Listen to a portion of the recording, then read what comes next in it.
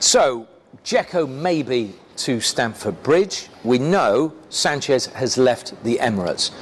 Do you think by seeing what Arsenal did at the weekend, they might sort of feel relieved that that episode is over?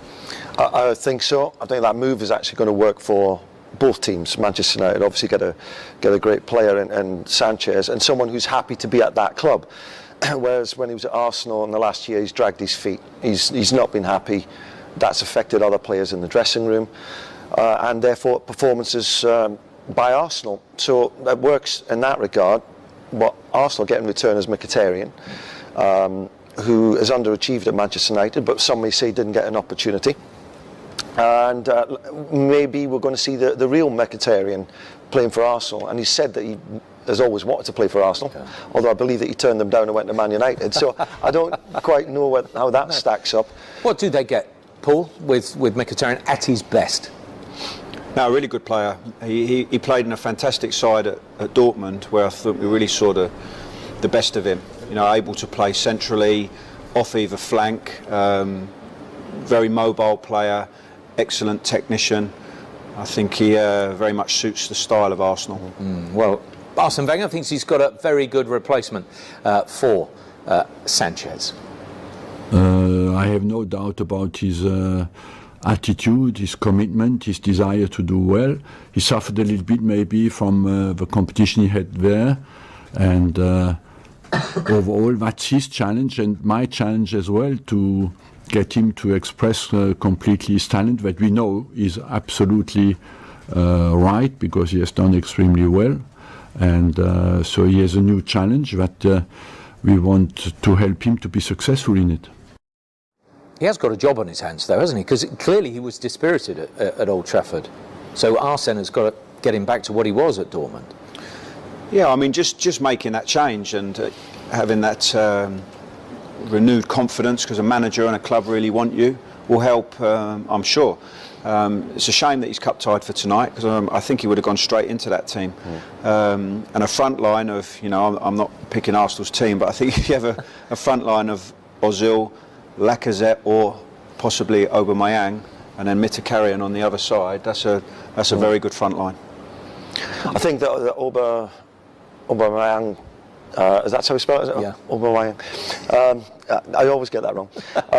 That's right. They need him to come to complete a really good transfer window for Arsenal. I know they're looking at Johnny Evans as well, but that would be a little bit extra. I think this Aubameyang is quite a difficult one, because he's got previous, hasn't he? Really, he's a difficult.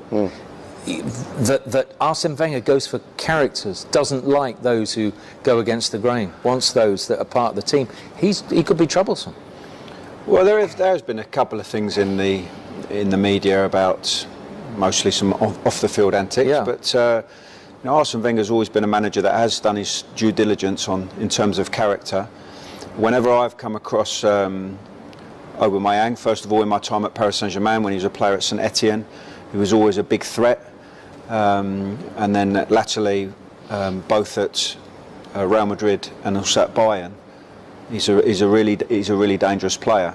Arsene Wenger's got massive experience of managing all types of players, different ages. I shouldn't think that would be a problem.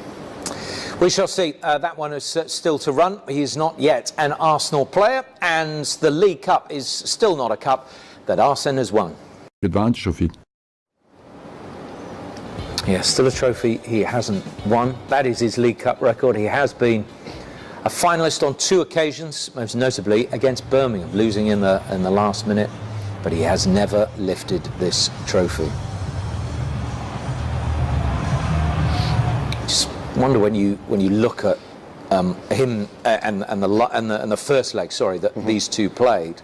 They'd almost played against each other too often, hadn't they? And that's why it was such a stalemate. Yeah, it was. That I was looking forward to the game, but as it sort of got started, you could see that it was just going to settle down. As he said, it was blocked. They nullified each other, and they played each other in a great game in a Premier League match the week before, the 2-2 game, and Bellerin scores an equaliser in the last minute.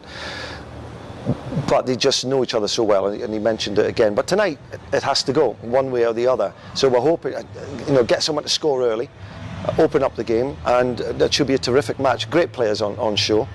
I think My gut feeling is that Chelsea are a bit stronger on the selections that are made there and players that are available. But when you've got home advantage, that can also nullify that the opposition. So everything to play for. So I'm hoping for an open match. And maybe you'd say that Arsenal are a bit stronger as well, certainly at the back with Monreal and Koscielny coming in for Chambers and Holding. OK, when we come back, we will talk Chelsea and the VAR system. They may feel they've been a little bit hard done by in recent weeks. Anyway, we'll have a chat about that in a minute.